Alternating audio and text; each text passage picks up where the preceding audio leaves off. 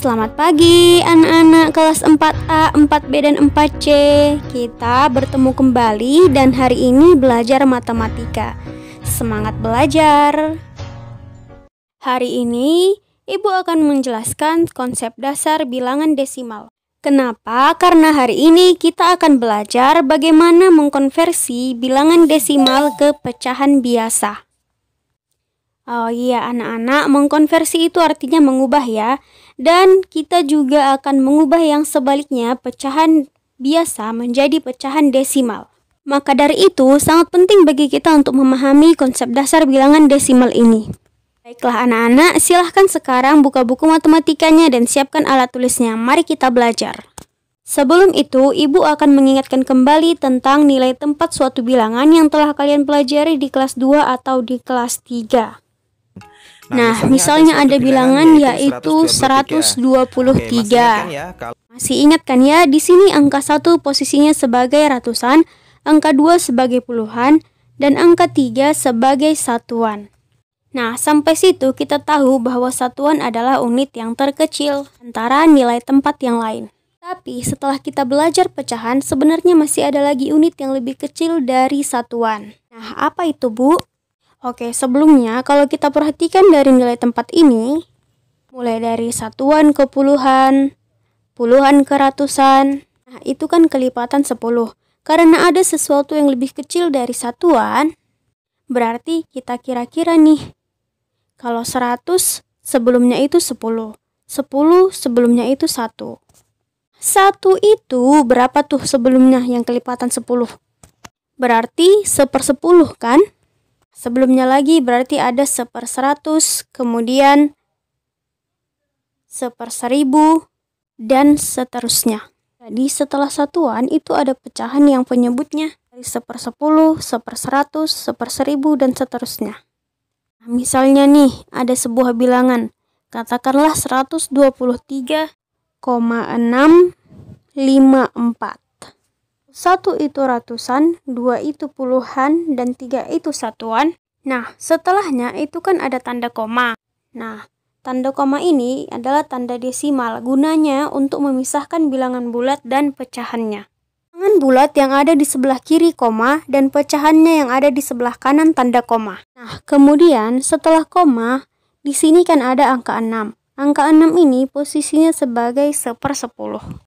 Angka 5 itu 1/100 dan angka 4 itu 1/1000. Penyebutnya itu selalu kelipatan 10.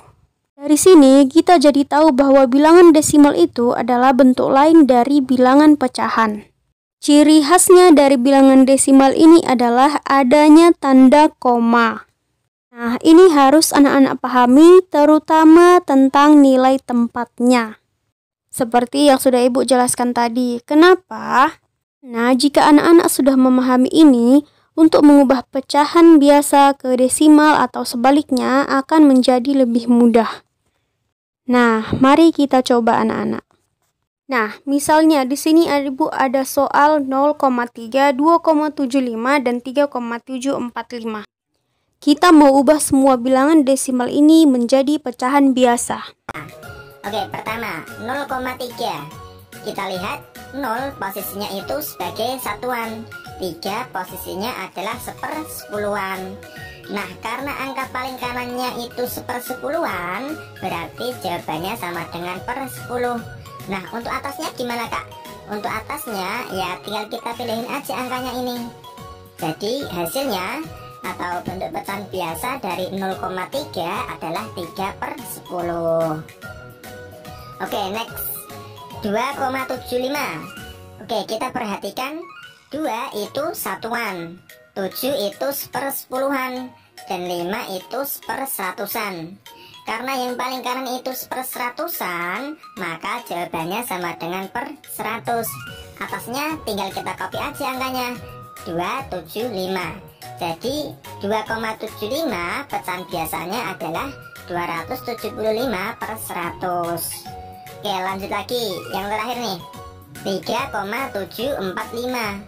3 itu satuan, 7 adalah sepersepuluhan, 4 itu seperseratusan, dan 5 itu seperseribuan. Karena angka yang paling belakang adalah seperseribuan, maka jawabannya sama dengan per 1000. Untuk atasnya tinggal pindahin aja angkanya 3, 7, 4, 5. Nah, bentuk pecahan biasa dari 3,745 adalah 3745 per 1000. Gimana, mudah kan?